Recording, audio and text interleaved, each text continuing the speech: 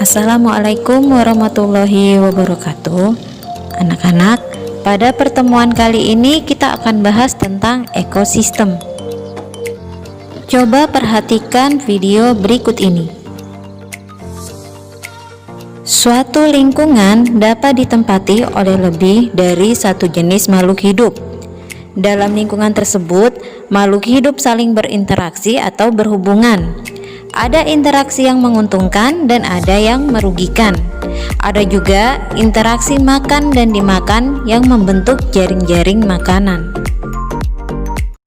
Setiap makhluk hidup memerlukan makhluk hidup lain untuk kelangsungan hidupnya. Makhluk hidup saling berhubungan atau berinteraksi dalam suatu lingkungan disebut dengan ekosistem.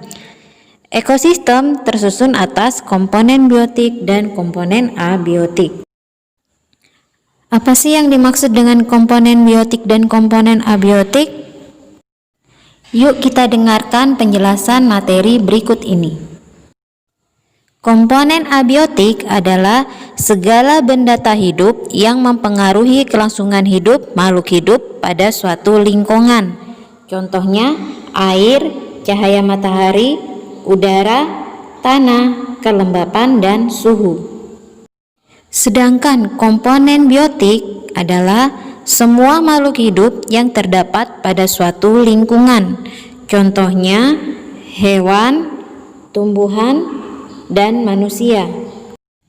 Makhluk hidup menempati lingkungan tertentu disebut dengan habitat. Misalnya, habitat sapi adalah padang rumput, sedangkan habitat ikan badut adalah terumbu karang. Dalam ekosistem, komponen biotik dibedakan menjadi individu, populasi, dan komunitas. Satu makhluk hidup di dalam lingkungan disebut individu. Kumpulan individu sejenis di dalam ekosistem disebut populasi, sedangkan kumpulan populasi makhluk hidup yang tinggal di suatu lingkungan yang sama dan saling bergantungan disebut komunitas. Komunitas yang berinteraksi dengan komponen abiotiknya membentuk ekosistem.